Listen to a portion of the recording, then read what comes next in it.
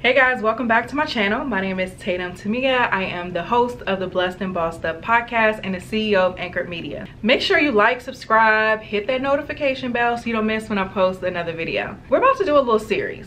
This is called the Secrets to Success series, and I just want to share a couple of things that I've learned over time that have really contributed to a lot of the success I've been able to have in business and podcasting, etc. So the first thing, and I say this all the time, I believe that self-awareness is a secret to success. And self-awareness shows up in so many different ways. It shows up in who you need to hire with your team and business, because you need to know what your gap areas are as the executive in your company so that you're making strategic hires for people that are able to fill your gap areas. Because when you're a company, you guys move on one accord, right? Like one band, one sound. So you shouldn't have a bunch of people who think alike, have the same skill sets, do everything the same way on your team. You should be able to build your team to where people are able to balance each other's out. So whatever your weakness is, you have someone who fills that gap. Where they may be weak in, you have someone who fills that gap. You have someone who has a different perspective and background and life view or whatever as you, who brings that diversity of thought to the team. So just even as you're planning out building your company as the executive, self-awareness is extremely important. Self-awareness even comes into play when it comes to simple things like scheduling out your day. Those of you guys who watch this, I'm sure you wear many hats. You know, you may be a wife, a mom, have this business, you work full time, you may be a student in school trying to balance life with your ambitions. You're doing a lot. And so even when it comes down to scheduling, self-awareness is important. So you're not putting yourself in that position where you're giving yourself 100 things to do in a day when you realistically can only get done 3. Now you're stuck with disappointment and you're upset and you're putting yourself down because you didn't set yourself up for success in the first place by not understanding or being self-aware enough to know what your actual capacity is. So something that I've learned over time when it comes to just scheduling and making sure that I'm showing up well to all of the hats that I wear is not only looking at like how long or all of the things that I have to do, but understanding how long it takes to do things and what my energy levels are like. So I know, for example, today we're shooting content. So we're shooting like 6 videos, a bunch of reels. I have only 1 meeting today and that's it. Because after all of that talking and thinking, I'm going to be exhausted. So I will be doing myself a disservice to plan a bunch of other tasks on a day to where I'm exerting a lot of energy and I'm doing a lot of speaking. It's just I'm not going to be any good for myself or the people that I'm trying to help. And this also comes into play where every week I like to do check-ins. So usually it's on Thursdays where I sit down. I'm like, okay, what went well this week? What didn't go well? What can I do better next week? What do I have on my plate for the week coming up? How can I make these adjustments so that I'm doing better moving forward than I did this week? And it's simply just me doing a SWOT analysis on my own performance, but I'm able to step outside of myself and objectively look at what's going on, how I did, how my team is doing, how I did as a leader that week, all of these things so that I can constantly improve moving forward. So a big part of self-awareness and making sure that you are in tune with yourself, your gap areas, and also your strength is to do those check-ins and just be able to, but this does take a level of objectivity and being able to step outside of yourself and really be unbiased when you're evaluating things, but just taking a look at how can I do better next week. And it's not a time to be self-deprecating in any type of way, but a time to be self-aware so that you can do better moving forward. So if you know, okay, this week I wanted to really make sure that I was spending quiet time for at least an hour, but that didn't happen. Why not?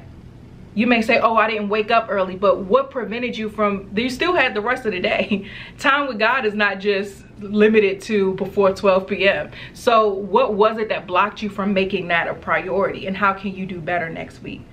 Or I really wanted to spend some time working on my business plan, but I didn't get to it. Why? What were the roadblocks?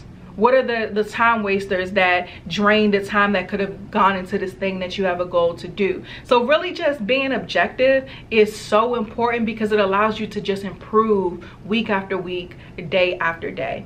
Even as you're building your businesses, knowing where your gap areas are. So for me, I'm starting a new business with Anchored Media Studios. I'm going into something I have no idea about. And it's not time for me to lead with my ego to be like, oh, I got an MBA, I could build this business. I know I can build the business, but there's some things that I don't know. So let me figure out how I can go and get the information that I need, so I'm not just building a business, but I'm building a successful one. And so that means reaching out to my network. That means bringing on partners that are smarter than me when it comes to certain things. That means asking questions, being a student, listening more than I'm speaking. And so just understanding what my gap areas are have allowed me to really just go about this new venture in a very easy way, because I'm not bumping my head or making mistakes I don't have to make, by just understanding where my gap areas are and being proactive about filling those things. Some other things you can do to be more self-aware is journal. Write down your thoughts. As you're spending time with God, write down the things that you hear. Ask God to show you yourself. This is something I do very often. So I have my weekly check-ins where I evaluate my own self, but also with my time with God, I'm like, show me my gap areas, because God sees things that I don't see. I'm only using my own knowledge and wisdom when I'm doing these self-evaluations, but when I'm spending my time with him, it's like, God, you see everything. You see my heart, my thoughts. You see where I'm gonna be making mistakes next week. You're all knowing. So show me myself. Show me where I'm messing things up. And God will begin to reveal things to me. So I did a couple podcast episodes on operating from a place of responsibility versus rest. So that was something that came out of one of those conversations, and that time with God was he was revealing to me an area of myself that I was messing up. And it was leading to me just being stressed, not having a lot of joy. And so that's important too. Spending time with God and doing that journaling.